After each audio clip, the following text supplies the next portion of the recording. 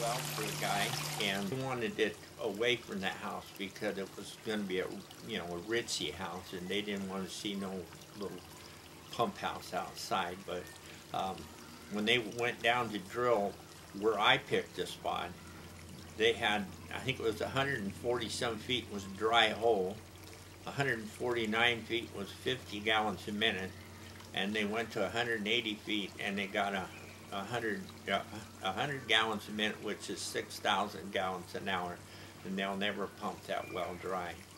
And it was, desert kind of. I mean, it was, the rock was so hard that they had a cutting the road, ripping the road. That's how bad it was. And it had copper and veins in there too.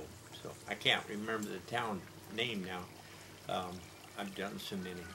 There are places here in the valley, there's no water at all, but over the fence there is. And my dad did that one, and he told the guy, he says, "You got no water here on your property." And they said, "Well, where is it?" He says, "On the other side of the fence." And he says, "Wow." He says, and what was it? We did a job for a guy, or my dad, and this is going back to my dad, but he, it's like you come straight down, and then you go over to the fence, and then you come down the fence line and cross and go straight down towards the neighbors.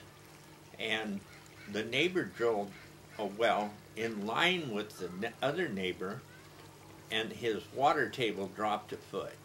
In other words, it was like a up and down deal. The more water went down to his neighbor, and he called it, the neighbor called and says, "You just stole some water from me." And it was just a quirk.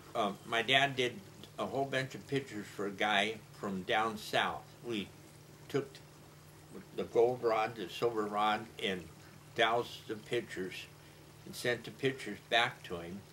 And then a friend of my dad's was down there. He knew the guy, and he said he had 6 jars of nuggets. The woman, when he talked to her, said, "I got my wish. I quit my job." And that was it.